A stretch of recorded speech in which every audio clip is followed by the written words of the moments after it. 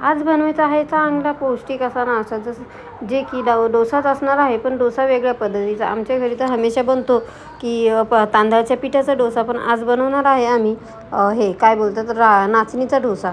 नाचणीचा डोसा शरीरासाठी खूपच पौष्टिक आहे. नाचणीचा डोसा खाल्ल्याने वजनही वाढत नाही आणि आपलं ब्लड शुगर वगैरे असे काही प्रॉब्लेम होत नाहीत आपल्याला. आणि नाचणी खाल्ल्याने काय बोलतात दातांसाठी हाडांसाठी खरंच खूप चांगली असते. त्यासाठी आज नाचणीचा डोसा बनवलेला आणि जेवणामध्ये बनवलेली शेपूची भाजी आणि चपाती. आणि मग आता सध्या गरमी खूपच होत आहे, तर म्हटलं चला दहीही बनवावं. मग दहीही बनवून घेतली. आणि दही बनवताना एवढंच लक्ष ठेवायचं, दूध जास्त गरम नाही करायचं, कोमट दूध ठेवायचं. आणि दही 1च चम्मच पूर्ण डब्याला लावून घ्यायची.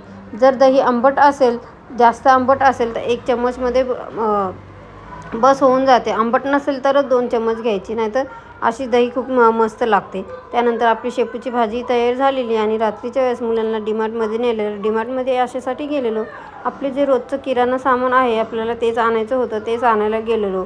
चला आजच्या व्हिडिओमध्ये एवढंच. Bye bye.